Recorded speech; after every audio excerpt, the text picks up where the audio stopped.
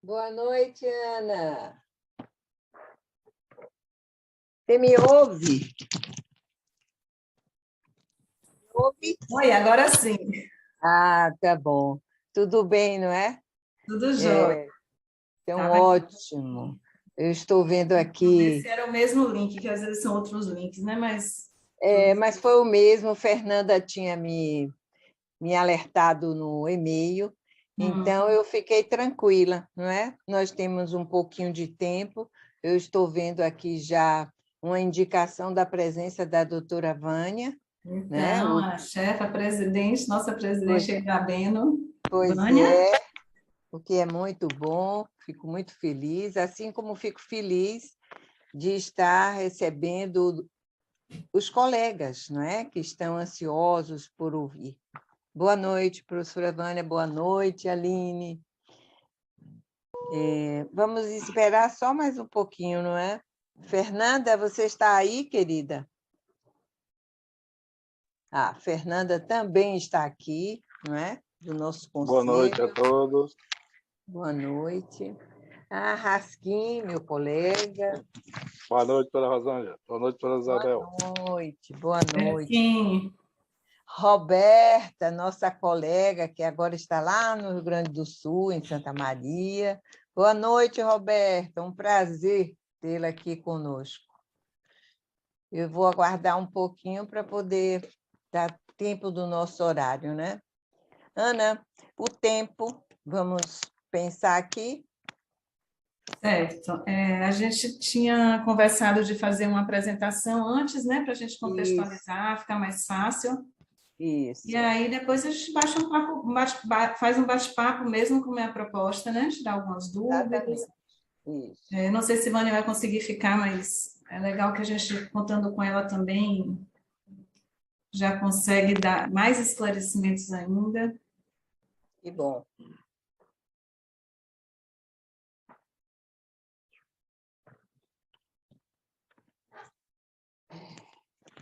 Maria Cecília. Boa noite, Rô. Boa noite, Boa noite, Cecília. Ana. Tudo bem? Como vai? Oi, Cid, Bem. tudo Tudo jóia? bom? Estou aqui tentando me organizar, que acabei de chegar aqui, estou parecendo uma doida. Não, mas esse é um Faz encontro, parte. né? Eu vou ser muito franca a vocês. Eu estou achando parte dessa vivência remota muito interessante, tá? Porque é uma oportunidade que nós temos de nos encontrar assim, rapidamente. Se fosse ainda pegar o carro, deslocar, não é? Então, essa questão do online, eles nos traz algumas vantagens, né? E até conversar com colegas de outros estados, promover reuniões interessantes. Eu vejo que não vamos mais abandonar isso, de jeito nenhum, não é? Claro que queremos o presencial, estamos ansiosos, mas eu acho que essa é uma ferramenta que não vai sair, porque ela possibilita muitos encontros, né? Eu concordo, viu, Rosana? Concordo também. Eu acho que a gente já se habituou, já está capacitado para continuar com essa possibilidade Pois é. que abre muitos horizontes, não somente entre estados, entre cidades, mas até entre nós mesmos, na mesma região, na mesma cidade, né? Exatamente. Possibilita, né, encontros que, às vezes, no dia a dia ficam mais difíceis, né? Em um horário como esse, por exemplo, é um horário de trânsito, né? Agora não, nós estamos aqui tranquilos, falando, é muito interessante. Embora tenha as questões, né? Por exemplo, a minha geração não é uma geração afeita muito a essa tecnologia. Mas também traz o desafio, não é? Que, de uma certa forma, é saudável, porque está me obrigando a usar o cérebro como eu nunca usei, porque eu nunca me envolvi com a internet, com a questão. Então, eu estou exercitando, né? E fico aborrecida quando não consigo alcançar. Mas é isso mesmo, é um aprendizado. Acho que a gente vai, aos poucos, conseguindo alguma coisa. Eu acho que nós podemos começar, não é? Ou espera mais um pouquinho? Estou à disposição. Bom, gente, então nós vamos iniciar a nossa reunião. Eu, primeiramente, gostaria muito de agradecer a presença de todos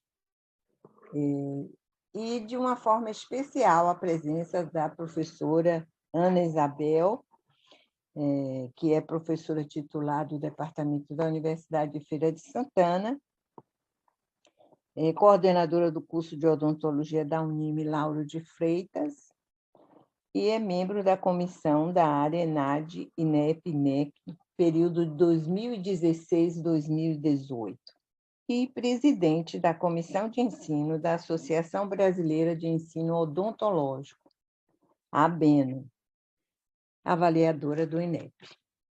Nós gostaríamos também de referir a presença da doutora Vânia, da professora Vânia, a nossa presidente da ABENO, e agradecer a todos os colegas. Eu tenho certeza que será muito interessante essa nossa discussão, e eu quero colocar logo de antemão que esse é um encontro onde devemos perguntar, devemos interagir. A Ana Isabel já se propôs a responder, a discutir o tema, a esclarecer. Então, eu acho que é muito importante que a gente fique bem à vontade nessa reunião. Estamos entre colegas e, portanto, e, além disso, colegas professores com os mesmos objetivos, né? E a compreensão das diretrizes é muito importante para a nossa postura e implantação quase que imediata, não é? Porque é um tempo muito exíguo para se pensar tudo isso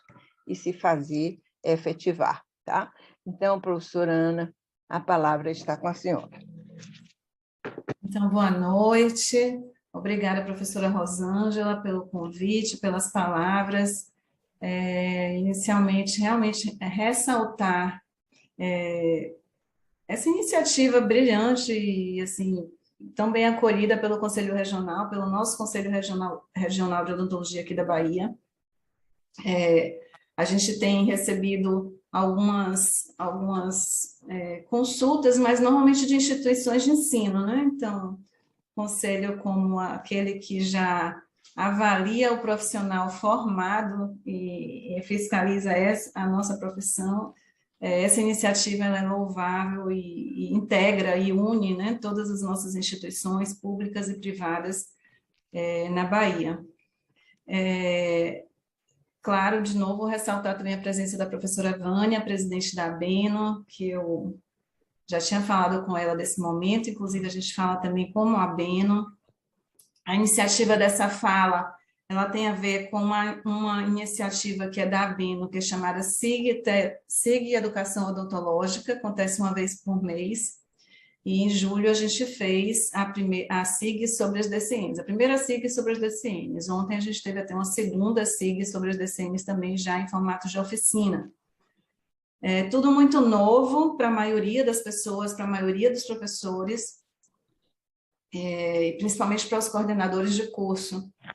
Mas eu vou mostrar um pouquinho a história, que para a gente essa história já está aí há 3 anos, mais ou menos, desde 2015, e a satisfação de ver se realizar agora em 2021 foi enorme, porque a expectativa era muito grande, sempre foi muito grande, até o último minuto para a gente saber se realmente ela ia ser publicada do mesmo jeito que ela foi depositada e que ela foi homologada pelo Conselho Nacional de Educação.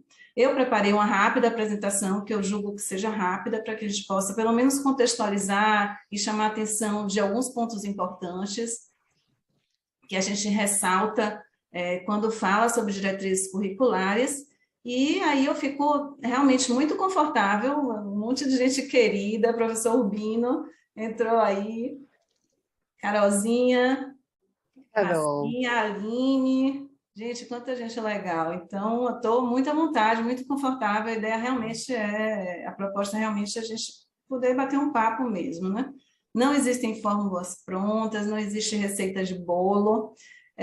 O que existe, antes de mais nada, é uma leitura cuidadosa, criteriosa, várias e várias e várias vezes, de um documento que ele é público, né? Que ele é de domínio de todos que queiram acessá-lo. Então, tá, eu vou compartilhar a tela,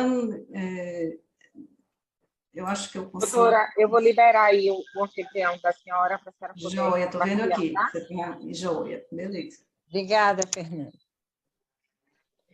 Ana, enquanto você coloca a sua apresentação, eu vou fazer aqui também uma fala seguinte. Nós que estamos na gestão do Conselho hoje, nós entendemos que, embora o profissional, a pessoa já chegue para o registro devidamente graduado pelas instituições de ensino superior, é muito importante que o Conselho acompanhe os passos, não é, que vão ocorrendo, como, por exemplo, uma nova diretriz curricular. Nós não entendemos o Conselho apenas como um órgão fiscalizador. Ele é uma instituição, uma instância que deve estar acompanhando e se aproximando da categoria e do processo de formação dessa categoria, né? Então, nós não podemos ficar só assistindo como fiscal, né? Então, nesse ponto, essa gestão, o professor Marcel Arriaga, ele tem sido assim, bem receptivos a essas iniciativas e todo o grupo da gestão do Conselho nesse momento. Isso, Rosângela, inclusive, a ABINO vem insistentemente pedindo essa aproximação e buscando essa aproximação, porque a gente entende que enquanto conselho, a força ela é muito grande de atuar junto a estes professores que são cirurgiões dentistas, né? A estes coordenadores que são cirurgiões dentistas, e que são os responsáveis por essa formação e que precisam principalmente do apoio, né? Que o conselho precisa dar esse apoio, precisa se aproximar mesmo da gente, né? Vou dizer assim, até mais do chão de fábrica, da sala de aula, porque tem uma força que ela é imensurável, né? Que simplesmente baliza, norteia todas as nossas ações e nos deixa mais fortalecidos. Se a gente tiver a oportunidade também, a gente fala do documento orientador, que a gente tem pedido apoio junto ao Conselho Federal de Educação. Eu vi que o Conselho Regional já divulgou com os coordenadores de curso, que está atento, que está cuidadoso em relação a isso, porque é quem nos protege, de fato, né? Então, a gente realmente precisa dessa aproximação e desse apoio, principalmente, né? Quanto mais forte ele for, mais frequente e mais intenso, melhor será para todo mundo, né? Então, agradeço realmente a sensibilidade de Marcel, a sua sensibilidade, afinal de contas, são professores. A professora Rosângela foi minha professora de graduação. Muito orgulho. Saudoso professor Falcão, eu lembro tanto de você na sala de aula com ele. Isso. Bom, então, as nossas novas diretrizes curriculares, eu coloquei essas datas que, para mim, são marcos do acontecimento, né? Então, as nossas novas diretrizes curriculares nacionais para os cursos de graduação em odontologia, elas têm um histórico, né? As primeiras diretrizes foram datadas de 2002, e a gente coloca o ano de 2016 como o ano que a gente depositou no Conselho Nacional de Educação a contribuição de 131 instituições que ajudaram na construção, ajudaram no relatório, na escrita mesmo desse documento. E somente agora, Em julho de 2021 é que a gente consegue, na verdade, 21 de junho, né, de 2021, que a gente consegue finalmente a assinatura do ministro da Educação. Então, foi um processo longo, cerca de 5 anos, muitas idas e vindas, e é importante que a gente conheça esse histórico, conheça como ela foi construída, e principalmente a gente entenda que é um marco, que é um momento que pertence a todos nós que estamos no ensino da graduação, que estamos nas instituições de ensino superior, sejam públicas ou privadas, né? Então, ela nos pertence, nós temos um dever, um compromisso com essas diretrizes, no sentido de fazer implantá-las, principalmente no sentido de que elas são frutos de uma construção coletiva. Então, essas diretrizes curriculares nacionais, para contextualizar, às vezes a gente percebe que os professores não entendem muito, né? Os meus professores, os meus colegas na instituição pública, os meus professores na instituição privada, às vezes não entendem muito quando a gente fala de diretrizes curriculares, nem a força que uma diretriz curricular tem.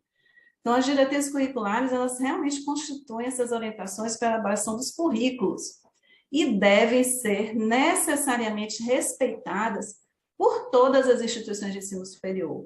Isso vem de um parecer do Conselho de Educação Superior, da Câmara de Educação Superior, do Conselho Nacional de Educação, de 1997.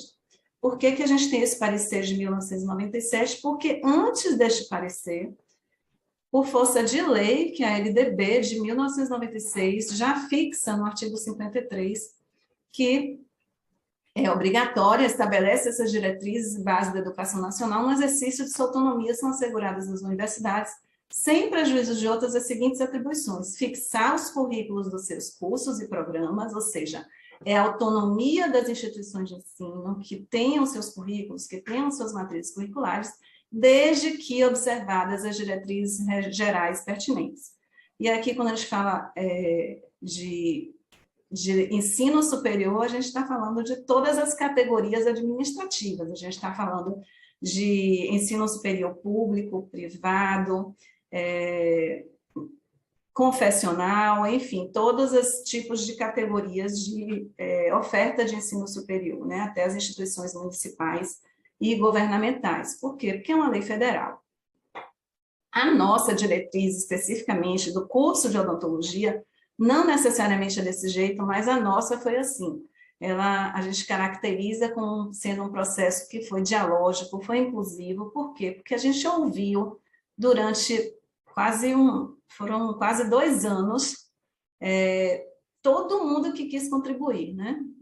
Em diversos formatos, inclusive num momento de consulta presencial aberto a todo mundo que quisesse participar. Esse processo, essas diretrizes curriculares, o texto como está lá escrito, ele não foi escrito pela ABENO, não foi escrito pela Comissão de Ensino da ABENO, ele foi construído e mediado com apoio da ABENO, com apoio da Comissão de Ensino da ABENO. Mas foi aberto desde a primeira consulta, e é interessante que o marco, né, do início dessa revisão, que no primeiro momento era uma atualização, era um aprimoramento, né, dessas diretrizes de 2002, iniciou na Bahia, no encontro da ABENO na Bahia. Foi em 2015, em julho de 2015. E desde então a gente começou no processo intenso que culminou em novembro de 2016 com o protocolo, o depósito do documento original, né, como tinha sido construído por essas instituições, no Conselho Nacional de Educação. O processo foi mais ou menos esse. Então, em 2015, naquela reunião lá da Bahia, a gente começou a falar sobre isso, a conversar sobre as possibilidades, né? Naquele momento era ainda um sonho distante, não se imaginava que isso viria a se tornar realidade, muito menos que se tornaria realidade, tipo, 5 anos depois, né? Então, foi uma construção do documento. Para a construção desse documento, a gente fez uma primeira consulta pública online pelo site da ABENO, eram forms em que todas as pessoas no país, inclusive estudantes, podiam contribuir analisando o texto anterior, o texto de 2002. quando foi a 51ª reunião, a nossa aqui na Bahia foi a 50ª. Na 51ª reunião, a gente fez uma consulta pública presencial em Curitiba. Naquele momento, era uma atividade paralela do evento. A gente fez alguns módulos, algumas oficinas e ouviu as contribuições e discutiu que caminhos tomar.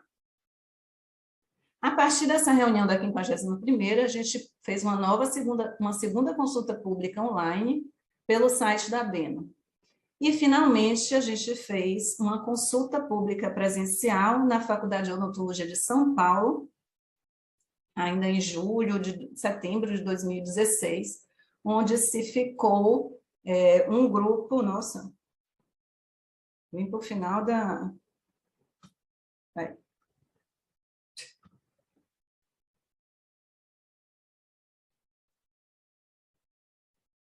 Onde a gente... essa consulta também, presencial, também foi pública, também foi aberta, quem quisesse participar iria. Mas desse grupo que participou presencialmente foi que a gente conseguiu um grupo menor, digamos assim, um grupo relator que centralizou a escrita final, a redação final desse documento, as últimas consultas à legislação que precisavam ser feitas. E, finalmente, a gente obteve um documento muito bonito, muito extenso, com a redação muito clara, não poderia deixar de ser diferente, porque foi uma construção coletiva de todos que naquele momento tiveram oportunidade, tiveram tempo, tiveram interesse de participar. Bom, mas é bom que se saiba, isso a gente precisa ter em mente, que é bom que se saiba que quem delibera uma diretriz curricular, seja de odontologia, seja de engenharia, seja de qualquer outro curso, é a Câmara de Educação Superior, né? Ela é responsável, a atribuição da Câmara de Educação Superior, deliberar sobre essas diretrizes curriculares que são propostas pelo Ministério da Educação para os cursos de graduação. É a atribuição do Conselho Nacional de Educação zelar por essa qualidade no ensino, velar pelo cumprimento da legislação e assegurar a participação da sociedade no aprimoramento da educação brasileira. Então, a gente gosta de reforçar isso, porque não foi a ABENO que escreveu as diretrizes curriculares que hoje a gente vê publicada. A ABENO mediou um processo muito amplo, no nível nacional, em que todas as pessoas envolvidas, sejam professores, coordenadores, muitos conselhos participaram daquele momento, a associação ABO participou, né, a ABO Nacional participou, enfim, foi um processo que foi aberto à contribuição, inclusive, de estudantes. Então, todos que quiseram, que puderam, revisaram e contribuíram com aquele documento que foi depositado. Entretanto, esse documento, a redação final desse documento, a relatoria final desse documento é responsabilidade da Câmara de Educação Superior. Para isso, foi designada uma comissão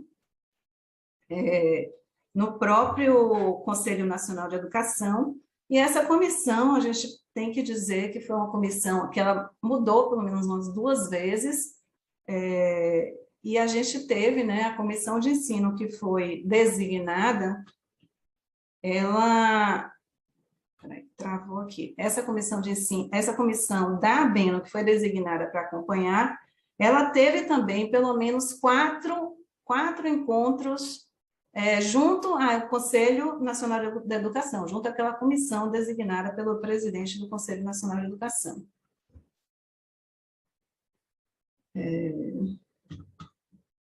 Gente, minha tela travou.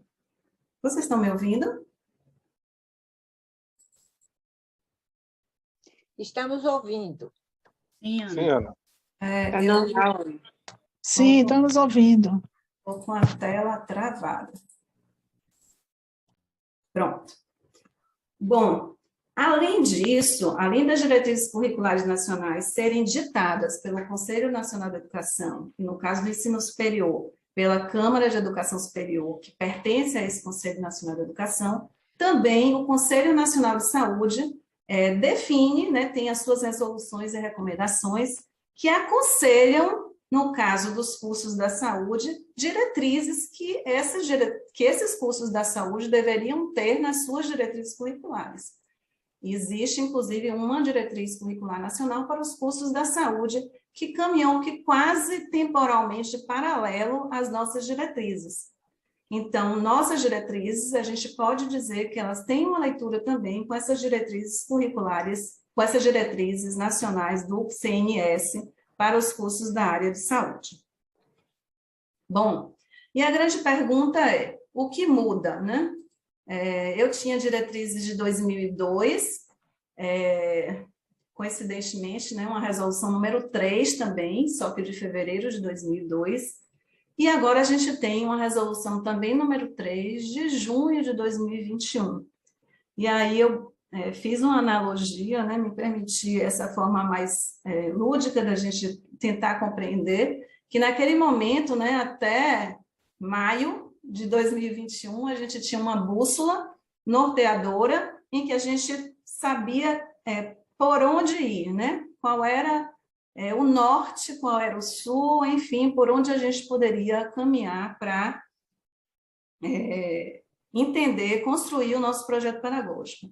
Hoje, com as novas diretrizes publicadas, eu digo que a gente tem um Waze, né? Então, a gente tem caminhos mais definidos, mais precisos, mais claros, que a gente deve, sim, seguir, que a gente vai precisar seguir, é lei, é uma força de lei, mas também, como o Waze, às vezes nos deixa, né, com interpretações diferentes, ou nos mostra caminhos que, na verdade, a gente não deveria seguir, a gente tem que ficar atento para não buscar atalhos que não estão escritos ali, que não são os ideais, né? Então, por isso essa necessidade que a gente, enquanto ABENO, tem feito e tem assim, se disponibilizado no sentido mesmo de esclarecer, de estar disponível a todas as instituições de ensino, para que a gente possa fazer acontecer exatamente como o Conselho, como a diretriz está publicada.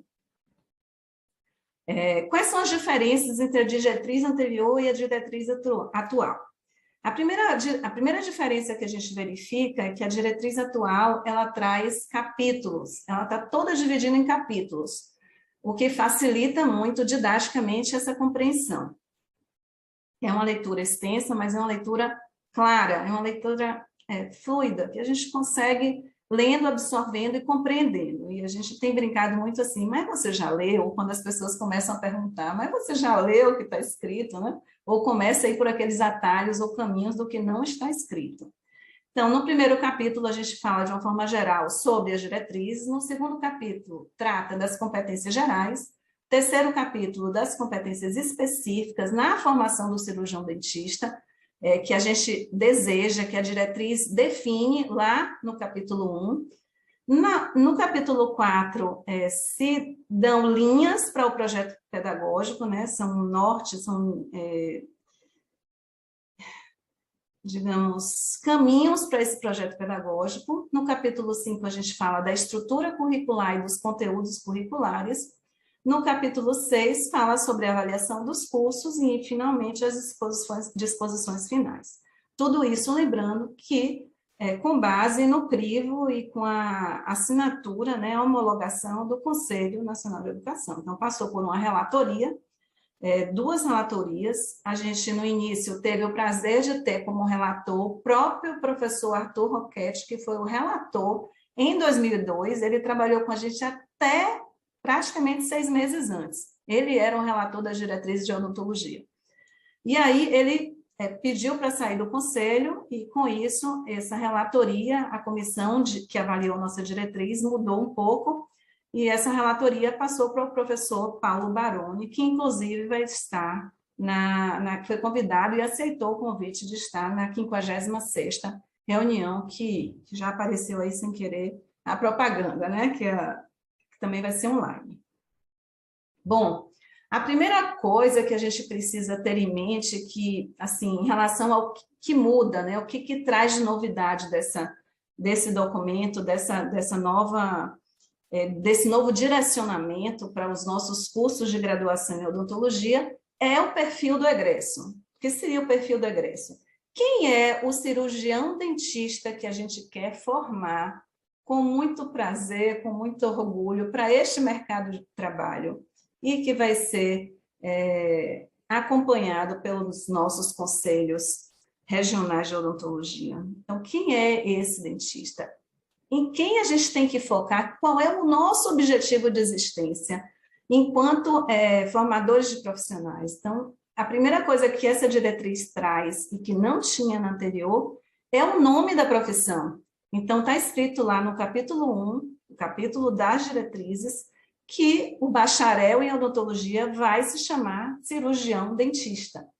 Ah, mas isso é um detalhe, mas isso não é óbvio, isso não está na lei. Não é um detalhe, não é óbvio. E, por incrível que pareça, era uma demanda, porque muitos cursos vinham emitindo diplomas com o título de bacharel em odontologia. Então, agora, o título é cirurgião dentista, né? A primeira coisa, no artigo 2º, logo, que essa diretriz traz, e que aí vai nortear todo o resto do documento, é que é um profissional apto à atuação e à formação para o Sistema Único de Saúde. Então, diferente da anterior, que se falava rapidamente no meio de algum parágrafo sobre o sistema de saúde vigente, essa ela é clara quando ela fala que é um profissional, um cirurgião dentista, que deverá ser formado e para uma atuação dentro desse Sistema Único de Saúde. E um ganho que se vem nessa nova diretriz curricular também diz respeito a essas características, né, a esse perfil, a esses atributos que são, que definem quem é esse profissional, quem vai ser esse profissional. Então, na diretriz anterior, a gente tinha um parágrafo que confundia características desse egresso com competências desse egresso e características desse egresso com competências desse egresso e confundia um pouco quem já teve a oportunidade de participar da escrita de um projeto pedagógico, do que a gente quer alcançar com aquilo, né? Então, a gente tinha lá, o generalista tinha. Nessa, a gente tem 12 atributos que devem constar nesse projeto pedagógico. Então, tem lá que ele vai ser generalista, que ele vai ser humanístico e ético, que ele vai ser apto à atuação interprofissional, e em vários momentos do texto, o interprofissional vai aparecer como necessidade, como requerimento, requisito mesmo. Ele tem que ser proativo, empreendedor, ele tem que ser comunicativo, ele tem que ser crítico, reflexivo e atuante, ele tem que ser consciente e participante das políticas públicas vigentes. E cada uma dessas características, ela está aí definida só como uma primeira parte do inciso, do item, mas cada uma dessas características, cada um desses atributos, ele vem com essa descrição, o que é que se espera desse generalista, o que é que se entende como humanístico e ético, o que é que se entende como apto à atuação interprofissional. Então, ela vem realmente como um guia, um norteador, né? Alguém que define, que diz claramente para a gente como que a gente deve seguir, como que a gente deve fazer.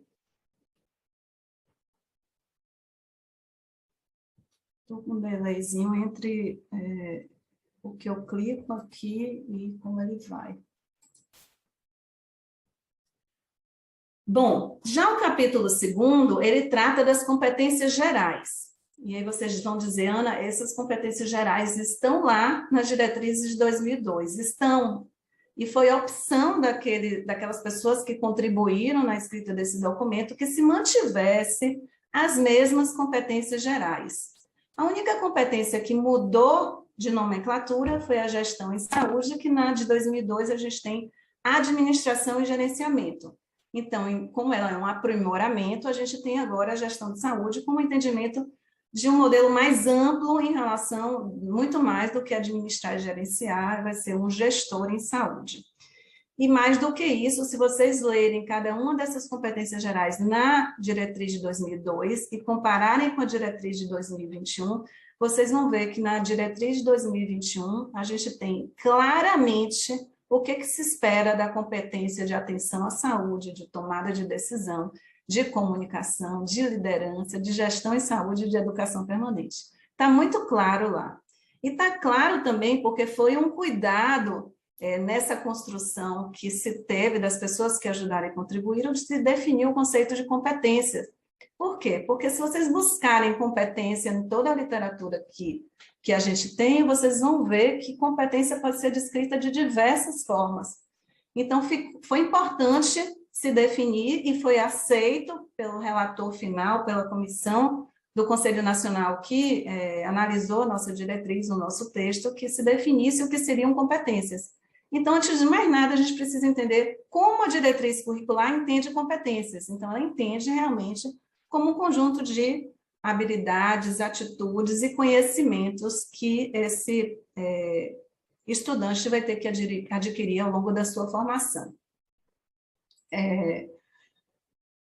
O que se verifica agora? Tenho as mesmas 6 competências, sim, mas só que elas estão aperfeiçoadas, detalhadas e atualizadas. Então, o item educação permanente, a competência geral educação permanente, ela está muito linda, né?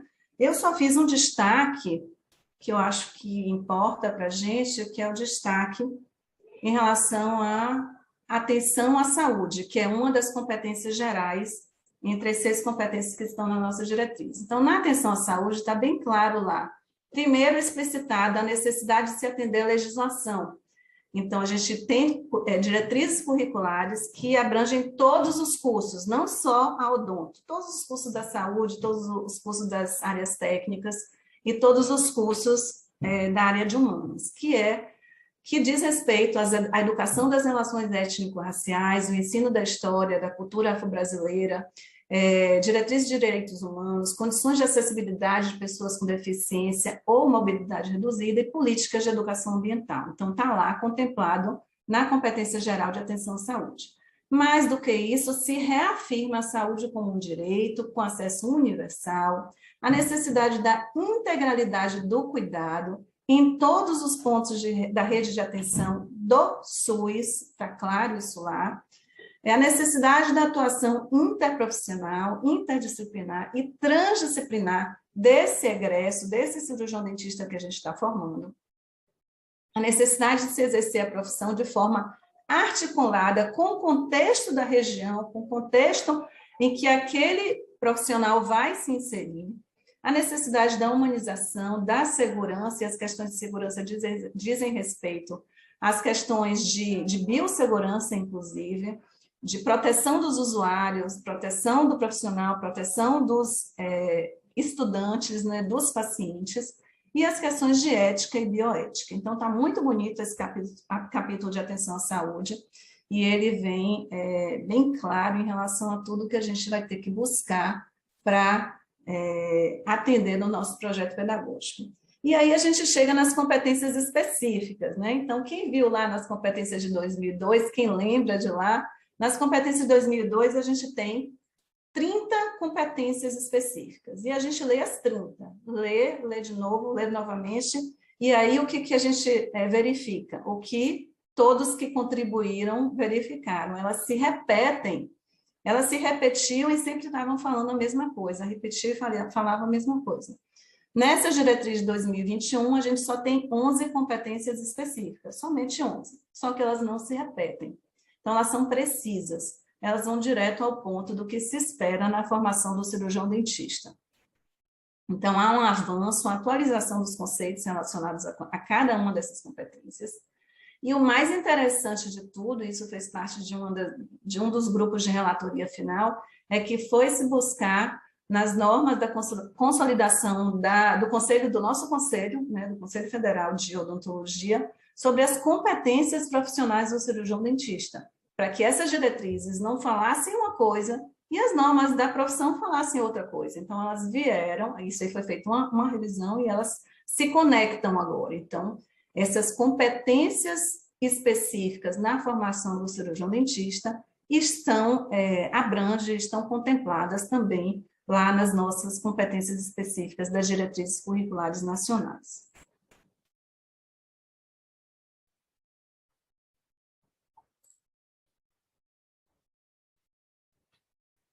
Bom, e do projeto pedagógico ainda, que é o capítulo 4, eu fiz uns destaques que eu acho que é interessante a gente ficar bastante atento, que são algumas exigências que estão lá e que não se tinha antes, mas que também pertencem aos instrumentos de avaliação de curso dos atos regulatórios de autorização, reconhecimento e renovação de reconhecimento.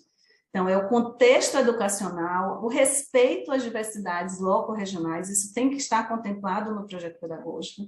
as demandas de saúde da população da região ou do município onde se insere o curso de odontologia, que está proposto nessa instituição de ensino, os mecanismos de inserção e articulação deste curso de odontologia com as políticas públicas do SUS, os cenários de práticas, a exigência, está escrito, está claro lá, que os cenários de prática precisam estar integrados com o SUS, seja no campus da instituição, ou seja na região onde a instituição está inserida. Então, está claro isso lá, é preciso que isso esteja bem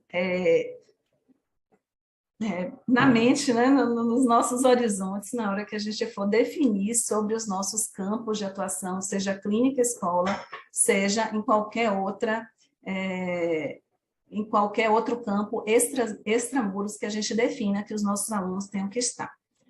E um requisito que se tem como exigência também dessa diretriz curricular no capítulo 4 do projeto pedagógico é justamente a necessidade de um diagnóstico situacional do perfil epidemiológico das condições de saúde bucal daquela cidade, daquele município, daquela região onde se insere o curso de odontologia. Então, é preciso que se justifique nesse projeto pedagógico esse contexto educacional de forma clara. Pode deixar. Pode deixar, que está ótimo. Ainda como exigência no capítulo do projeto pedagógico, a gente tem a necessidade, isso aqui é brilhante, porque ele vem escrito como regra agora, né? Ou seja, é uma exigência que exista um programa permanente de formação e desenvolvimento da docência no curso estabelecido dentro da instituição. Então, é preciso que se tenha lá programas permanentes que capacitem os nossos professores para atuarem na formação destes alunos, desses futuros cirurgiões dentistas. Há um destaque também interessante que a gente não pode deixar de ter em mente, que é a necessidade da participação dos estudantes em programas de mobilidade acadêmica, seja mobilidade nacional entre regiões do nosso país, seja mobilidade internacional. E ainda se sugere a formação de redes acadêmicas, né? Também como destaque desse projeto pedagógico está lá bem claro no artigo 12 que ele a construção do nosso PPC, né, deverá estar centrado no estudante como sujeito da própria aprendizagem, né? O professor vai ser um facilitador, um mediador, mas é importante que a gente tenha em mente que o foco, o nosso objetivo vai estar sempre centralizado no estudante. Sobre a estrutura curricular, no capítulo 5, e os conteúdos curriculares, que parece que é o que mais traz as dúvidas, né, os anseios, as expectativas dos nossos cursos de odontologia pelo país. A gente mantém, em relação a 2002, né, a necessidade de um currículo integrado. 2002 já trazia isso, o currículo precisava ser integrado, ele precisa se conectar, ele precisa ter complexidade crescente. Também lá se diz que o cuidado ele precisa ser integral e resolutivo, mesmo que seja intramuros, ou seja, na clínica escola. Ah, legal, eu estou na clínica escola, eu estou formando cirurgiões dentistas, então eu vou ter lá uma clínica de dentística, então só vou atender aquele dente com necessidade de uma restauração classe 1. Não é assim. Então, o cuidado ele vai precisar ser integral, um currículo integrado, resolutivo, mesmo que seja intramuros dentro da clínica escola.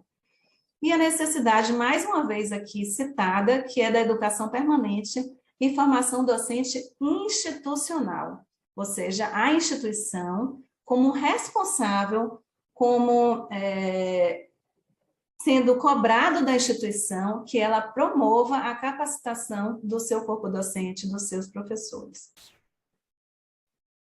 Bom, ainda nessa estrutura curricular, no artigo 19, a gente verifica lá sobre a necessidade de incluir a utilização de metodologias ativas de aprendizagem, né? E também os mecanismos de flexibilidade que têm a ver com as atividades complementares. Então, mais do que nunca, a gente precisa abraçar, né, a causa das metodologias ativas e trazer ela para a implantação do nosso currículo, a implantação das nossas disciplinas, a implantação da nossa matriz curricular. E aí vem o artigo 20, que é um artigo que a gente considera que é um artigo que vai dividir águas, né? Esse artigo, ele contempla um mínimo de carga horária prática, dizendo que 50% da carga horária do curso de odontologia precisa ser prática, e que destes 50% que precisam ser prática, 40% da carga horária total do curso precisa ser em clínicas de assistência odontológica, precisa ser em atividades de clínica de ensino, né? Distingue atividades de clínica de assistência daquelas de estágio curricular, porque na anterior, na de 2002, poderia sim haver uma interpretação equivocada. Algumas vezes eu fui em visitar alguns cursos como avaliadora mesmo, e verificava que, às vezes, se confundia a carga horária de clínica com a carga horária de estágio, né? Então, muitas vezes, até a carga horária prática dos cursos em clínica se resumia à carga horária do estágio. Então, nesse momento, a gente rompe com isso e define claramente, por força de legislação, por força de diretriz curricular, que nessa carga horária de atividades clínicas se exclui a carga horária do estágio curricular. Mas esses números foram aleatórios, esses números foram chutados, esses números foram inventados, né? Esses percentual de 50%, não foi. Esses números, ele tem consonância com parâmetros internacionais de acreditação dos cursos de graduação em odontologia, ou seja, se a gente for buscar um instrumento de avaliação do Mercosul, Arcosul, a gente vai verificar que para o curso ser acreditado, ele precisa ter 55% da sua carga horária prática e 40% em clínicas de ensino. Então, essa é a consonância, né? A gente faz esse exemplo, esse é um exemplo simplório, né? Assim, básico, digamos assim, pão com manteiga, de como seria uma carga horária mínima. Todo mundo sabe que a carga horária mínima do curso de odontologia é de 4.000 horas, mas é mínima, ou seja, 4.000 horas é o mínimo estabelecido por portaria ministerial, então isso não consta de diretriz, porque a portaria, ela que vai definir isso, quem vai definir isso é uma portaria específica do Ministério da Educação, e para a odontologia diz que é de 4.000 horas. Se a gente faz aquela continha básica, 50% da carga horária em práticas, 2.000 horas. 40% dessa carga horária em clínica, 1.600 horas. 10% da carga horária em outras práticas, 400 horas. 20% em estágio está mantido, a mesma coisa que a gente tinha em 2002. São 800 horas de estágio. Ana, eu vou ofertar 5.000 horas. 5.000 horas vezes 20% vai dar 1.000 horas de estágio. E assim, percentualmente, de acordo com aquele artigo 20 que lá está escrito. O que sobra? 30% da carga horária para teóricas, atividades complementares e atividades extensionistas. A depender dessas atividades como sejam, a gente está devendo, na verdade, a Comissão de Ensino está devendo à nossa presidente um artigo sobre diretrizes da extensão na graduação em odontologia. Vamos fazer, porque para a saúde a gente tem a leitura, né, da diretriz, a resolução de 2018, que trata sobre a curricularização da extensão, e que o serviço, a prestação de serviço que a gente faz à comunidade por meio das clínicas de ensino pode ser contemplada também como atividade extensionista. Dos conteúdos curriculares, o que a gente tem? Né? Dos conteúdos curriculares, a gente tem como referencial norteador desses conteúdos o processo saúde e doença, que começa no indivíduo, que abrange a família e que abrange a população. Então, são esses 4 referenciais que a gente vai ter que ter sempre em mente. Indivíduo, família, população. Por ciclos de vida, dos agravos em saúde bucal e de acordo com a realidade epidemiológica e profissional em que aquele curso está inserido. Então, esse é o norte, são esses 4 referenciais que a gente vai ter em mente e que vem a diferenciar e que vem a mudar bastante em relação à diretriz de 2002. Por quê? Porque na diretriz de 2002, quando a gente vai para os conteúdos curriculares, a gente verifica que lá ainda há citação de especialidades odontológicas. Nessa diretriz de 2021, a gente tem os agravos, os ciclos de vida, o referencial epidemiológico e o processo saúde e doença de indivíduo, família, população. Mas quais são esses agravos em saúde bucal? Aí a gente vai para o caderno 17 da atenção básica do Ministério da Saúde, que foi publicado em 2008, lá a gente vê que os agravos em saúde bucal que foram definidos é a cárie, a doença periodontal, o câncer de boca, os traumatismos dentários, a fluorose dentária, o edentulismo e a maloclusão. E os ciclos de vida, né? Então, uma discussão que a gente vê mais, esses ciclos de vida, quem vai definir esses ciclos de vida, né? Então, esses ciclos de vida também estão definidos nesse documento público que é ditado pelo nosso Ministério da Saúde. Então, os bebês de 0 a 24 meses, as crianças de 2 a 9 anos, os adolescentes de 10 a 19, adultos de 20 a 59 anos, idosos acima de 60, ainda inclui a gestante e a saúde bucal para pessoas com deficiência. Então, digamos assim, se a gente tiver que dizer quem eu vou me preocupar no meu projeto pedagógico, na construção da minha estrutura curricular, é para esse público que está aí definido. Esse capítulo 5, ele está definido 3 grandes áreas, 6 grandes ciências, são as ciências biológicas da saúde, ciências humanas e sociais e ciências odontológicas. Interessante que quando a gente vai para as ciências biológicas e da saúde, praticamente a mesma coisa que está lá em 2002. Então, desde lá de 2002, a gente tinha uma integração dos conteúdos das ciências celulares e moleculares. Então, não se vê mais como ensinar bioquímica separada de fisiologia, separada de biologia, separada de anatomia, né? Então, a gente está falando de áreas integradas, né? Em complexidade crescente e com aplicabilidade para aquela formação profissional. Aí a gente tem um capítulo de ciências humanas e sociais que ele vem aprimorada porque ele agrega agora toda aquela legislação que é diretriz, que precisa constar porque é regulatória. Então, agora esse capítulo, esses conteúdos das ciências humanas e sociais agregam também esses outros conteúdos. E o mais lindo de todo é o capítulo de ciências odontológicas, né, que a gente agora não enxerga mais nenhuma citação de especialidades, né? Então, nesse capítulo de ciências odontológicas, distingue definição de conteúdos com citação de especialidades odontológicas. A gente busca adequar ao perfil do egresso generalista, ou seja, eu falava o tempo todo em 2002, desculpa, eu fico me apropriando da diretriz como se tivesse mais, enfim, porque é a minha realidade, a minha vida foi isso, né? Foi a academia de graduação. Então, em 2002, a gente falava que queria um cirurgião generalista. Quando a gente ia lá para os conteúdos curriculares, a gente ia lá que saiba sobre dentística, periodontia, implantodontia, ortodontia, enfim, né? Então, havia um paradigma aí que foi difícil de romper e que até culminou numa prova de ENAD em 2010, completamente de especialidades odontológicas. Esses conteúdos das ciências odontológicas determinam os conteúdos por agravos em saúde bucal e ciclos de vida, que eu mostrei no slide anterior, e rompe completamente o paradigma das especialidades na graduação. Tive um episódio interessante essa semana, eu precisei contratar muitos professores novos para a instituição, né, trazer gente mais, fazer um processo grande, com essa questão da pandemia e tudo, e aí, recentemente, um professor novo disse assim, não, mas eu percebo que na periodontia,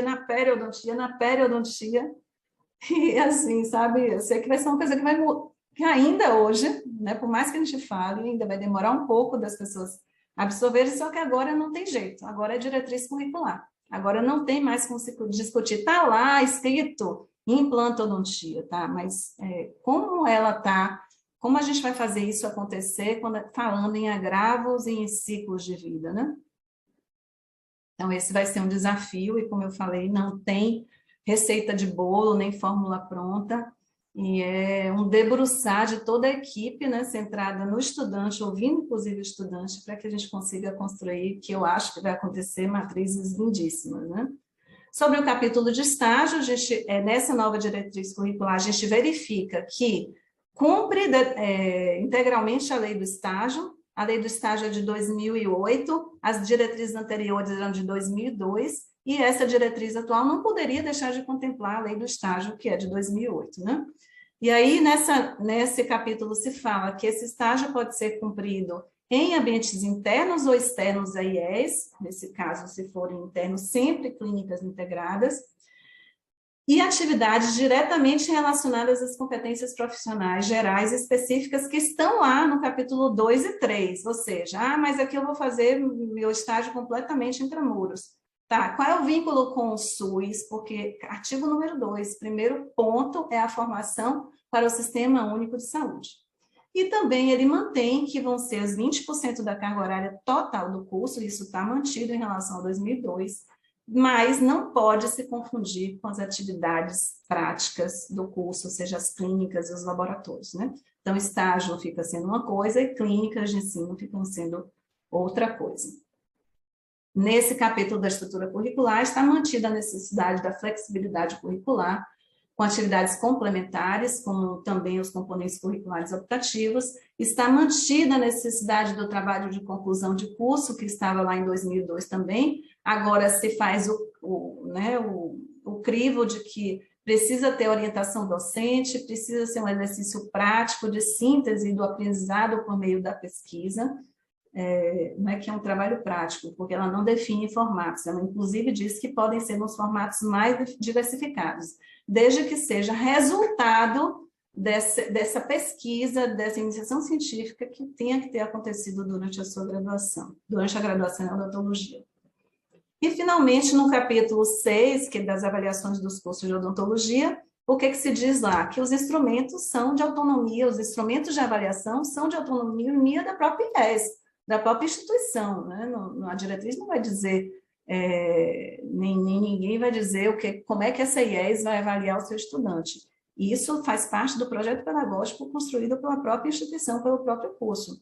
Mas esses instrumentos vão seguir, sim, a lei dos sinais, que fala sobre os atos regulatórios, sobre avaliação externa, como também sobre o ENAD, né? Necessidade do ENAD. Esses instrumentos de avaliação, esse processo avaliativo tem que estar baseado em competências, está claro isso lá no capítulo 6, e que tem que ser respeitada essas diretrizes curriculares, né? As diretrizes curriculares têm que ser mantidas nesse processo de avaliação. Bom, e finalmente encerra-se o documento com as disposições finais, em que fala que o prazo é de até 2 anos a partir da data de publicação, para a aplicação das suas determinações às novas turmas abertas após o início de sua vigência.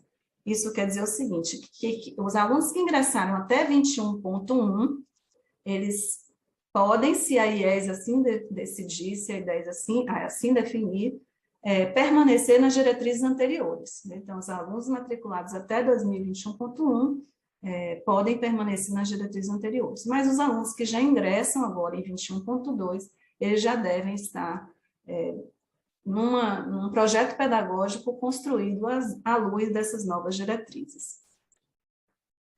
Aqui, eu estava pensando um pouco sobre essa fala e pensando um pouco sobre as dúvidas que surgem quando a gente fala de novas diretrizes, né? E às vezes as pessoas querem algumas fórmulas prontas, né? Então, uma coisa pronta, né? Entregue, então, faça desse jeito, não é? Então, quais são os caminhos, quais são os próximos passos, se a gente puder, né, dar um norte, dar um encaminhamento. Primeira coisa, reunir os docentes para ler o documento. Reunir, ler, reler, para que todos se apropriem do que está escrito lá, né? Internalizem o que está escrito lá.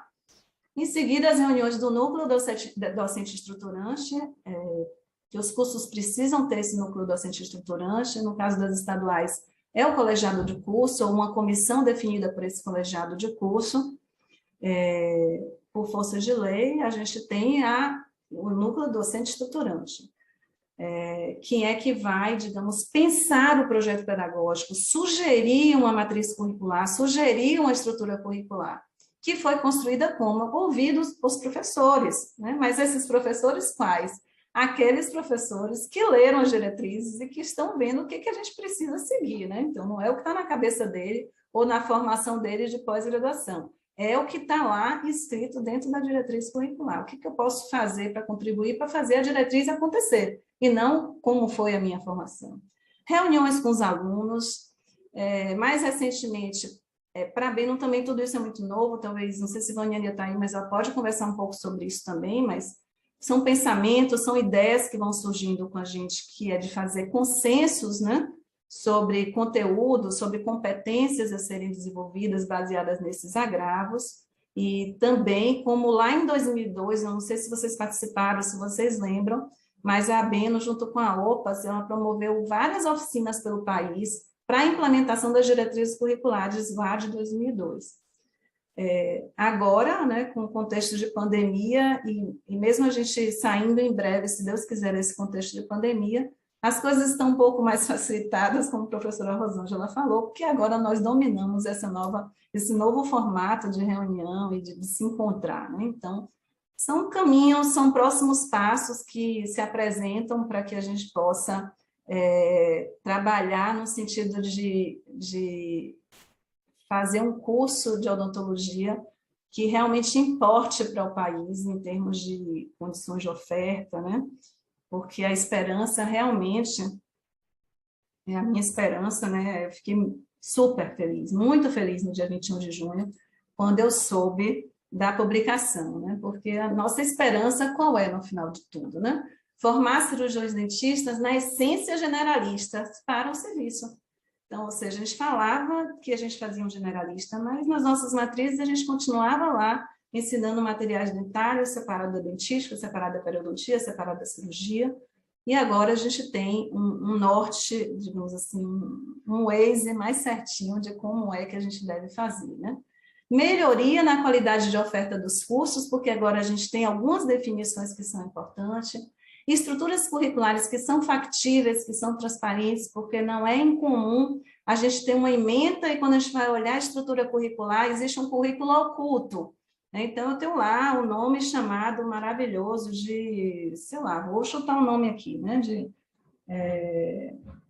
formação integrada da, enfim, nível 1. E quando a gente vai olhar lá, ou quando a gente vai analisar na ponta o que está acontecendo, nada mais é do que uma clínica de cirurgia, né? Estou chutando isso aqui. A sedimentação nos projetos pedagógicos da metodologia ativa, porque ela vem como um requisito, então, de fato, a gente vai precisar fazer acontecer. A avaliação dos estudantes por meio de competências, avaliação de competências, e também, né, enfim, talvez eu consiga escrever até mais coisas em relação a essas esperanças, porque eu estou, assim, minhas esperanças renovaram completamente depois dessa publicação, né? Que também diz respeito aos processos regulatórios, né, que são processos regulatórios que agora a gente tem mais referência, mais baliza, então, a autorização, reconhecimento, renovação de reconhecimento, com, digamos assim, com a diretriz mais precisa, que ela vai mais direto ao ponto para o que o avaliador precisa procurar quando for fazer uma avaliação em loco, quando for analisar um projeto pedagógico, quando for conversar com o corpo docente, com o MDE, ou até mesmo com os estudantes. Então, era basicamente isso, né? Eu me empolgo muito falando de diretriz curricular, de formação, porque me incomodava demais, né, o contrassenso de você querer um generalista e você ofertar conteúdos de especialidades, e eu não sabia. Não me perguntem, que eu ainda não tenho resposta em relação a como é que vai ser essa matriz, como é que vai ser o nome da disciplina. Agora depende dos professores, depende das sugestões dos alunos, depende do MDE, do colegiado de cada um dos cursos de vocês. E, finalmente, eu queria convidar todos, e eu assino essa apresentação junto com a professora Daniela, a Lênis Cacerelli, a professora Maria Celeste Morita e a professora Vânia Fontanella, que foram as pessoas que tiveram o tempo inteiro dentro das comissões, lá lutando lá com a comissão do CNE, para que isso pudesse acontecer ainda que 5 anos depois que foi depositado de fato lá, mas aconteceu e estamos com elas aí, tudo acontece na hora que tem que acontecer. 56ª reunião da Beno, que está sendo sediada por São Paulo, sob a coordenação da professora Ana Estela Haddad, vai ser online, vai ser remota, nos dias 21 a 23 de outubro. Vamos voltar a falar lá de competências, de diretrizes, com o Paulo Baroni, que foi o nosso relator, e também a gente pensa em ter um pouco mais de aprofundamento sobre isso nas oficinas paralelas e no evento final também, conversando com os avaliadores de curso. Então, convido a todos, quero ver todos lá, porque agora é online, então não tem nem a desculpa de viajar, de se hospedar, porque todos podem participar de forma online, são 3 dias, assim, fantásticos, maravilhosos. Bom, estou aqui disponível para a Rosângela, como que a gente pode conduzir? Olha, Ana, foi muito esclarecedora a sua apresentação. Eu participei da anterior e cada vez que eu vou ouvir, eu ouço, né? Eu ouço com mais clareza, né? E conseguindo já fazer essa comparação entre o antes e o atual, né? Eu acho que realmente a leitura é muito importante para a gente chegar a essa clareza. Nós temos aqui algumas perguntas, viu, no chat. Deixa eu ver aqui uma pergunta. Por exemplo, o professor Urbino lhe parabeniza pela apresentação. Doutora Andréa Witzel, né, nossa colega, a formação para o SUS irá garantir o ingresso do nosso egresso no serviço do SUS? Após formado, como será o mercado de trabalho? Como será o ingresso no mercado de trabalho? Assim,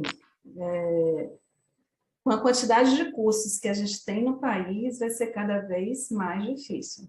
Não só para o SUS, como a iniciativa privada, né? A última consulta que eu fiz, a gente já estava em 572 cursos de odontologia. Qual é a nossa esperança agora? Que a gente tenha profissionais mais qualificados, profissionais mais preparados para que eles possam entrar nesse mercado de trabalho de forma mais gabaritada e até de forma um pouco mais competitiva também em relação a essa oferta. Há uma, digamos, obrigatoriedade de que se tenha mercado de trabalho para todos esses profissionais. O que há, na verdade, é que o Conselho Nacional de Saúde, ele regula, ele simplesmente opina em relação às novas autorizações de cursos, mas ele é um mero, ele só dá uma opinião, ele não tem o valor de dizer assim, por mais que ele analise que o projeto pedagógico está adequado, que a comissão de avaliação foi lá e autorizou aquele curso para funcionar, e que o Conselho Nacional faça um parecer lindíssimo, enorme, o Conselho Nacional de Saúde faça um parecer lindíssimo, enorme, e os próprios conselhos de odontologia também opinam nesse processo de novas autorizações. É meramente opinativo, porque se a comissão de avaliação define que ele é um curso que tem um conceito, um critério mínimo, né, de conceito 3 para ser autorizado, ele vai ser autorizado mesmo que venha uma negativa. Então, o que de fato tem hoje é um excesso de cursos de odontologia, né? Uma quantidade de cursos que é realmente muito grande. O que se espera com essas diretrizes? Que essas exigências elas sejam mais rigorosas e mais claras para os avaliadores de curso, no momento de reconhecer, no momento de autorizar, e no pior cenário ou no melhor cenário, né, formando excelentes profissionais que eles possam ser competitivos e que eles possam trazer um benefício para a sociedade, para onde eles forem exercer essa nossa profissão, né, de uma forma ética, de uma forma integrada, de uma forma contextualizada, humanizada, como a diretriz está definindo, está traçando. Mas não tem como diretriz, de forma nenhuma, garantir mercado de trabalho para dentro do SUS ou fora do SUS, não tem como. Temos outra pergunta. Por favor, poderia comentar um pouco mais sobre os TCCs? Os TCCs precisam de uma orientação docente, precisam... na anterior não tinha essa recomendação, e eles têm os formatos que o núcleo docente estruturante definiu que ele vai ter que ter no seu projeto pedagógico. Então, o núcleo docente estruturante, o colegiado de curso, define que o TCC, que o regulamento do TCC daquele curso vai ser um artigo para publicação na revista tal, um artigo para publicação em qualquer periódico nacional ou mesmo estrangeiro, aquilo vai ter que ser cumprido, porque é a autonomia do projeto pedagógico, é a autonomia da instituição, essa construção. Agora, com cuidado, que tem que ter uma orientação docente, né? Mais alguma pergunta, gente? Vamos oportunizar, não é? Alguém quer falar alguma coisa? Pode falar, por favor. Eu tenho uma pergunta. Ah, pois não, Carol. Ô, Carol. Oi, Ana. Primeiro, parabenizar, né, Ana, pela apresentação. Eu acho que sua dedicação ao ensino, assim, é uma coisa fantástica mesmo, né?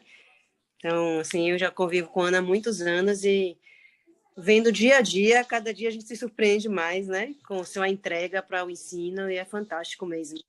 Então, assim, desde sempre eu acompanhei você aí nessas diretrizes, né, e tudo que eu sei de diretriz foi você que me ensinou nessa vida. Mas, assim, Ana, quando você falou aí sobre a questão da gente estar, né, se adequando às instituições a esse novo projeto, aí você falou que tinha um prazo de 2 anos. E aí, ao mesmo tempo, você disse que os alunos que entrassem em 2021.2 já deveriam estar engajados num projeto novo. Aí, assim, quando você fala o prazo de 2 anos, esses alunos que estão entrando em 2021.2, eles, obviamente, que a gente não está adequado, né? Não estarão adequados muitas instituições. Como é que esse prazo seria o quê exatamente? Até que momento, entendeu? Não ficou claro para mim. Preto no branco, o que é que vai acontecer? Porque a gente tem que se localizar, Quem está com ato regulatório eminente, digamos, para receber uma comissão de MEC, de Ministério da Educação, vai precisar apresentar um projeto pedagógico que atenda às diretrizes curriculares novas.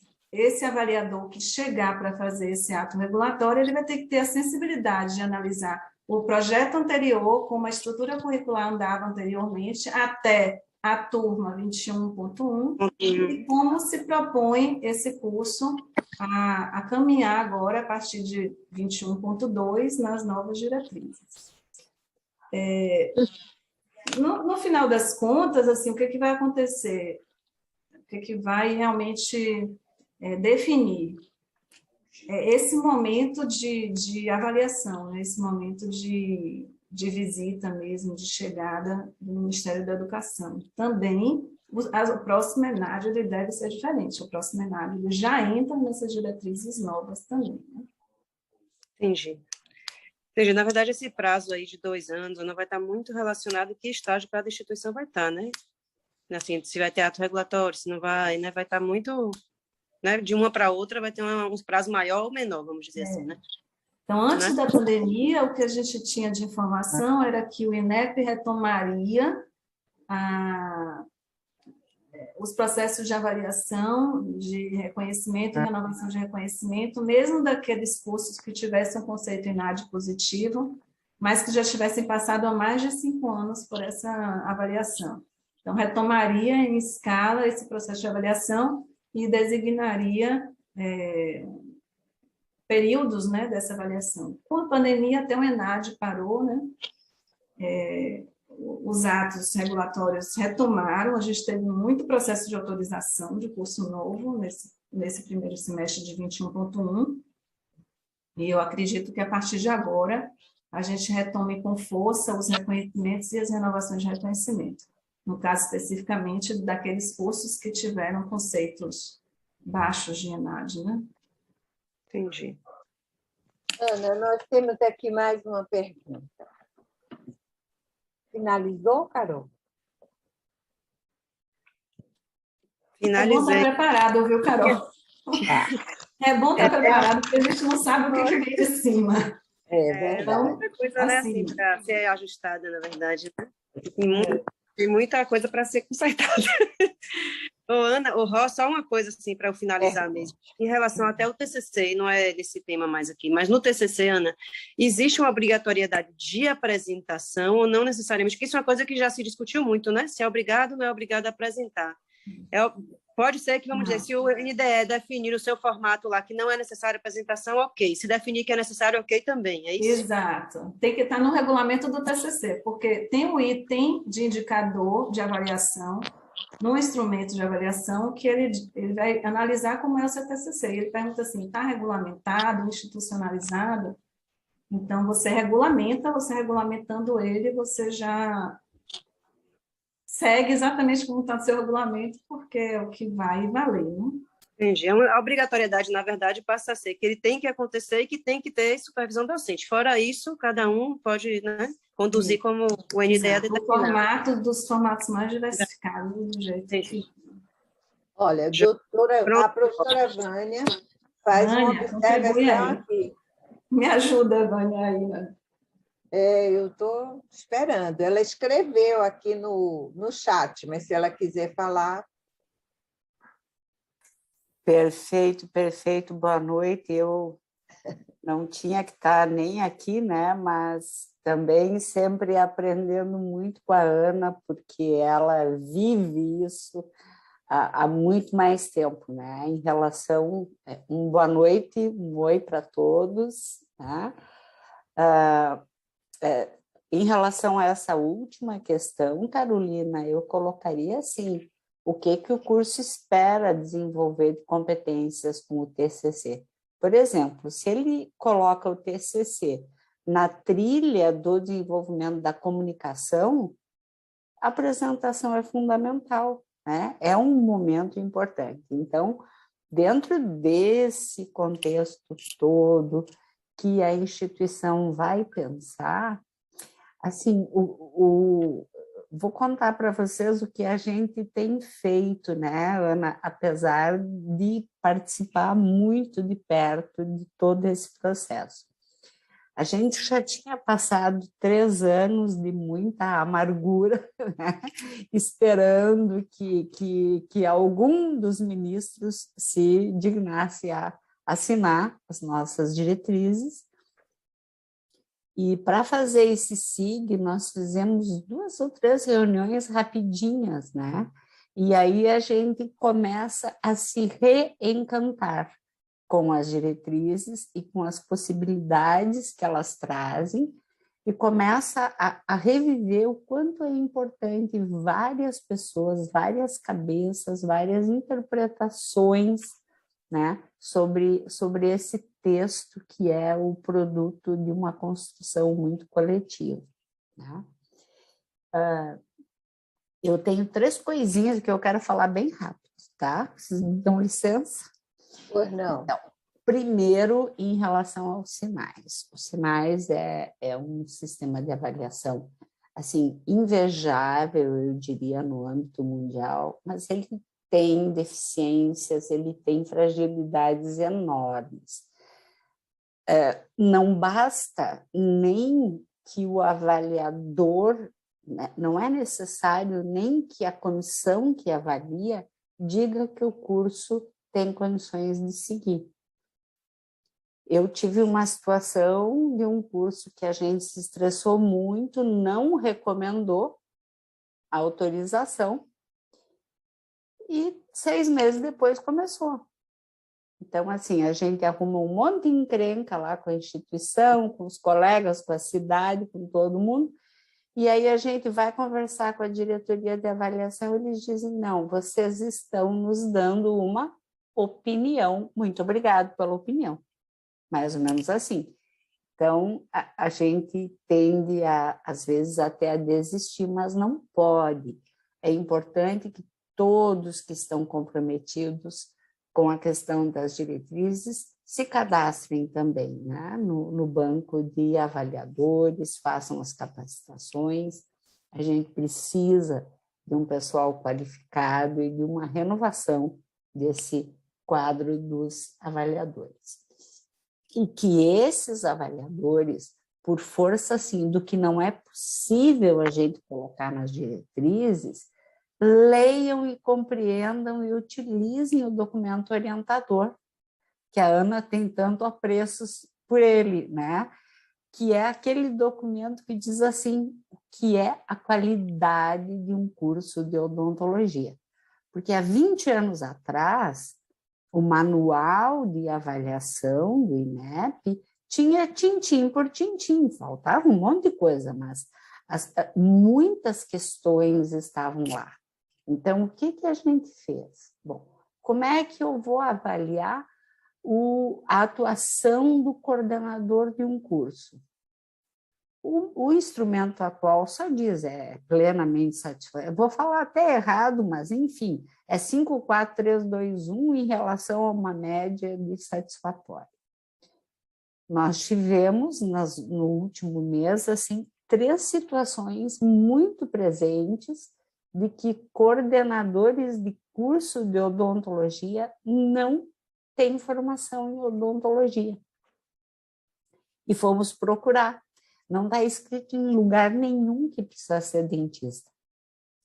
Mas como que um biólogo, uma enfermeira, um nutricionista vai ser capaz de conduzir um grupo de docentes, de ser o capitão de uma matriz curricular, de um projeto pedagógico que atenda a essas diretrizes? O único lugar que está escrito isso é no documento orientador. Se escrever no Google, o documento orientador da Beno aparece direto, está lá, já é de 2018. Pede para sua mãe. E responde, assim, 90% das dúvidas que as pessoas nos mandam, né, por e-mail, por WhatsApp. A outra questão é a questão dos consensos, né, que a Ana deixou a deixa. Então, se nós temos lá 6 agravos, talvez seja de a gente começar a discutir como lidar com esses agravos, do começo ao fim do curso, ou seja, por nível de complexidade, por ciclo de vida, certo? E em relação ao indivíduo, à família e à população. E a Ana e eu, particularmente, estamos fazendo um exercício muito interessante disso, já em relação à cárie dentária, que começou com cariologia, a gente já mudou para cárie e está evoluindo super bem, e todos estão convidados assim, a assistir a reunião paralela da LAURA, que está patrocinando essa atividade de um consenso que visa, inclusive, inspirar a América Latina para desenvolver as competências de cariologia em um currículo de graduação.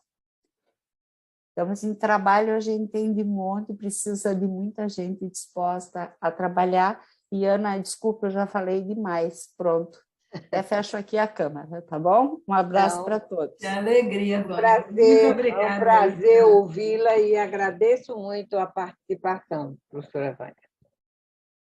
Ana, nós ainda temos aqui uma pergunta.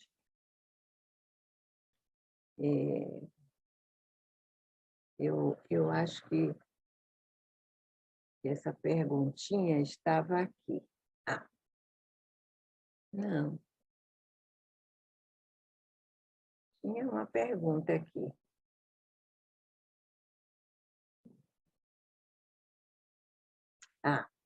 Gostaria de saber, foi Patrícia quem nos manda essa pergunta. Gostaria de saber acerca da integração ao SUS. Quais os modelos podemos considerar válidos?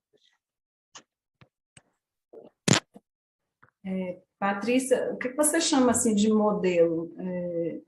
O que se espera dessa integração? O que originalmente a gente gostaria que, inclusive tivesse por escrito lá na diretriz, mas foi uma das coisas que a relatoria não acha necessário, que é o estabelecimento de convênios, a pactuação de convênios, para que você possa dizer que existe uma integração com o SUS, você precisa ter um convênio com a sua Secretaria Municipal de Saúde, precisa estabelecer um trabalho integrado, né? Você precisa caracterizar um sistema de referência e contra-referência que envolva o SUS do seu município, ou mesmo do seu estado, né? Em caso da rede, por exemplo, você vai usar a rede da CESAB. Hoje a CESAB, você precisa se cadastrar na Escola de Saúde Pública, dizer o que você quer de vagas, aonde você quer essas vagas, e aquilo dali já é um convênio que foi já tem um convênio estabelecido com essas instituições. Então, não basta dizer que existe a integração com o SUS, ou que você conversou com o gestor local, o coordenador de saúde bucal, você precisa que isso esteja por escrito, né? Mostrar que realmente existe essa integração, que existe, de preferência, né, um sistema de referência e contra-referência bem estabelecido, né? Será que seria isso mesmo, quando você fala de modelos? Patrícia, quer falar? Olá, boa noite. Eu gostaria de agradecer pela iniciativa do Conselho Regional de Odontologia da Bahia por realizar, né, essa inserção tão importante agora, né, nesse momento que nós iremos repensar aí as matrizes curriculares dos cursos de odontologia baseado nessa nova DCN. Eu acredito, professora Ana, que seria isso mesmo, né? Então, eu acredito que uma formalização via COAPS, né, já caracterizaria essa integração, mas eu gostaria de saber se existia uma obrigatoriedade, uma necessidade, por exemplo, da clínica escola, que está intramuros, de ter a referência e contra-referência com o SUS, do tipo estar conectado ao SIGA, ou se o campo de estágio no SUS para os alunos, né, já seria suficiente. Tá, o ideal desejável, e a gente aí vai para o documento orientador, a gente tem lá, né? Não nem um documento orientador, um artigo sobre as diretrizes dos estágios, de acordo com isso, revisada pela ABINO. O ideal desejável seria que 100% pudesse ter um vínculo com o SUS, digamos assim. O mínimo necessário seria 50% de vinculação, né?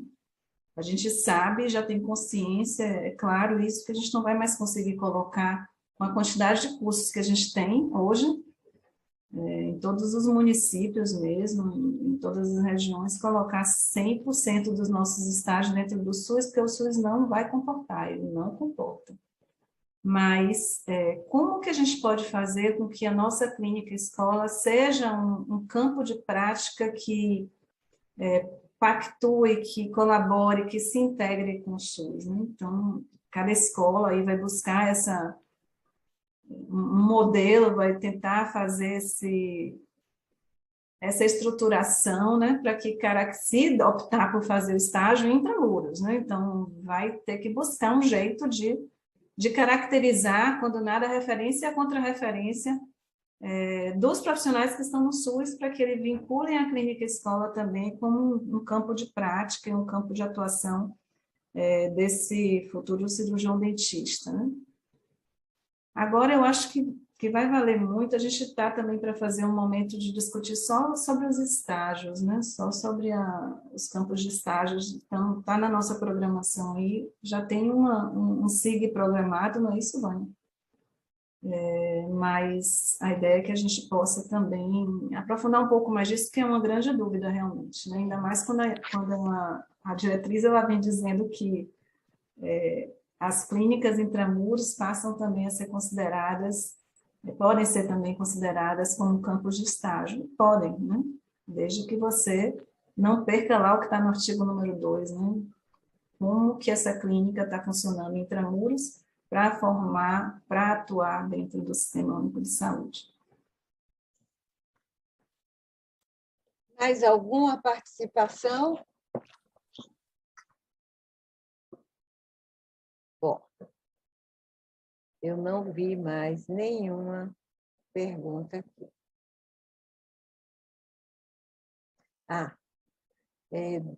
A professora Vânia também colocou aqui. Uma questão interessante é a atenção secundária com CELS e nas IES, né? Os centros de especialidade, né? Mas não temos mais nenhuma pergunta, Ana. Então, eu acho que nós vamos finalizar, não é? Nós já estamos com 1h30, foi muito bom. Eu acredito que foi um momento especial, porque nós começamos a nos aproximar dessas DCN. Não será o primeiro encontro para essa leitura e essa apreensão desse texto. Nós vamos ter que ter novos encontros e, com certeza, nós vamos nos aproximar também dos nossos colegas de outras instituições para a gente compartilhar, não é? Vivências, experiências, porque eu acredito muito que essa visão generalista que essa DCN nos traz, ela vai nos ofertar muito, mas muita reflexão.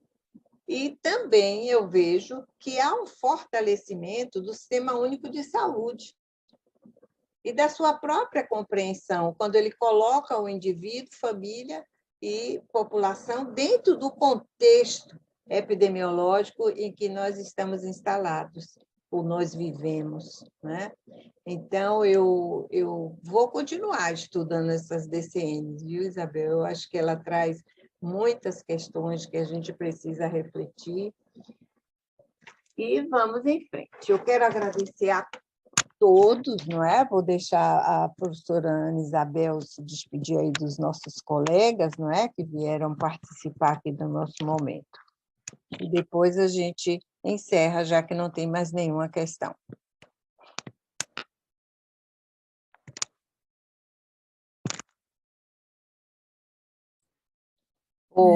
Então, gente, eu quero agradecer, professor Rosângela, me colocar à disposição, acho que é como foi dito mesmo. Então, precisa muito estudar, ler, reler, fazer grupos de estudos, sentar com a IDE, sentar com os alunos.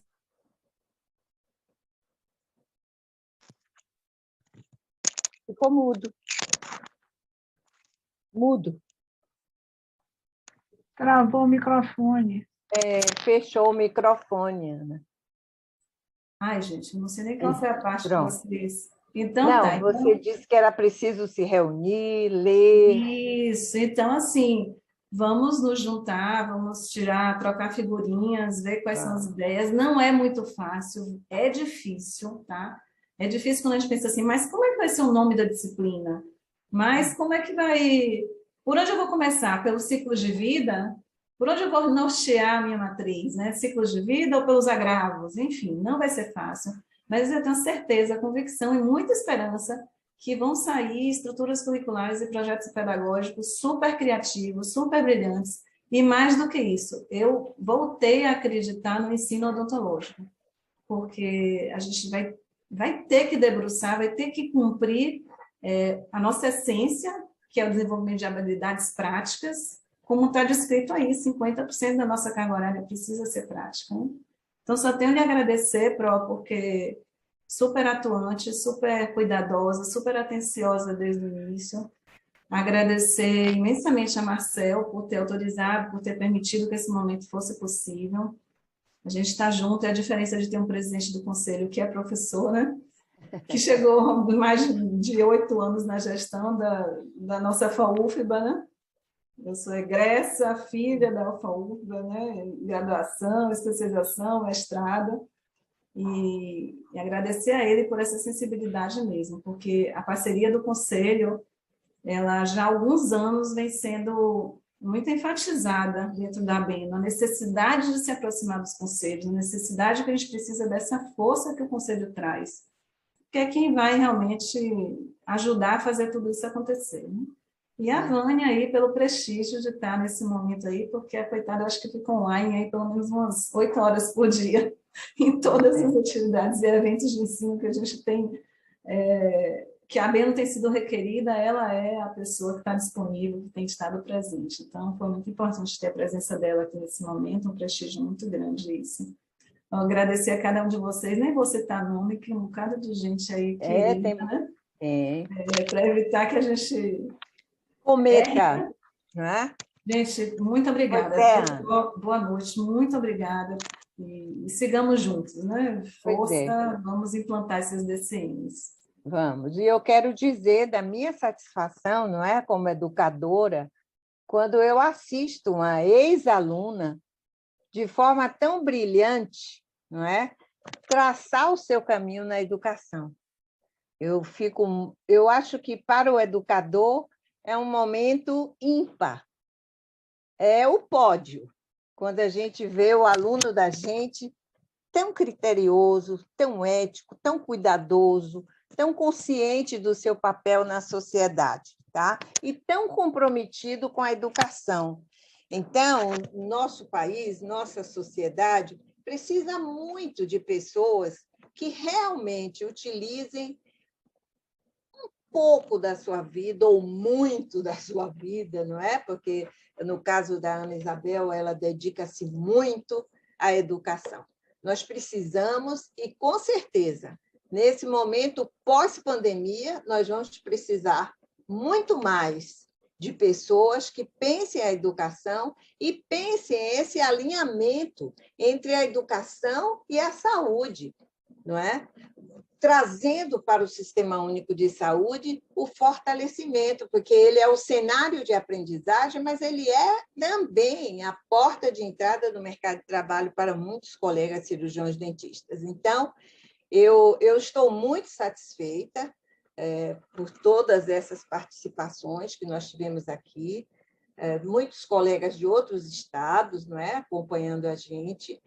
Nós estamos buscando também articular os conselhos, então nós vamos ter reuniões com nossos colegas de outros conselhos, porque na sociedade nós precisamos nos fortalecer com as instâncias que estão aí instituídas.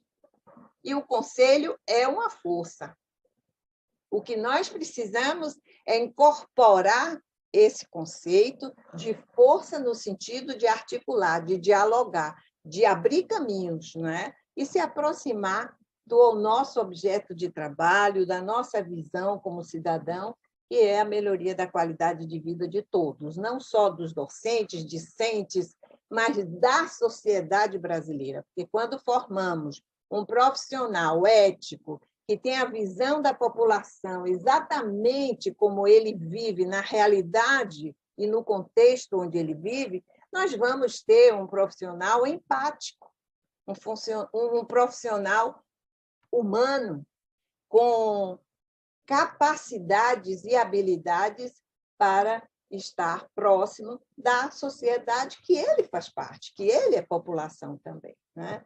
Então, gente, muito obrigada, professora Vânia, muito obrigada pela sua participação. Eu também, viu, Ana, me sinto assim bastante feliz com a participação dela e com a participação de todos os outros colegas que estão aqui, tá? Vamos em frente e vamos nos encontrar a qualquer momento. O Conselho vai caminhar junto, tá? 56ª, Pro. Esperamos todos vocês na nossa 56ª reunião lá em São Paulo, não. Em São Paulo, mas virtualmente. A gente espera encontrar todos vocês. É muito importante, gente. Quem foi a uma Beno consegue sentir em uma única reunião toda a transformação que ela traz na gente, né? Sou suspeita, sou apaixonada e, mais do que tudo, nós todos somos a Beno. Então, a Beno não existe se não fosse os professores, se não fossem os coordenadores. E que bom que os conselhos estão se aproximando, que bom que o CROBA possa ser o que vai tomar a iniciativa de juntar, de chamar atenção para esse assunto. Isso. É isso mesmo. Tá bom, querida. Um beijo a todos. Todos tenham uma boa noite, continuem se cuidando, a pandemia não acabou, tá? Um beijo. Oi, Kátia.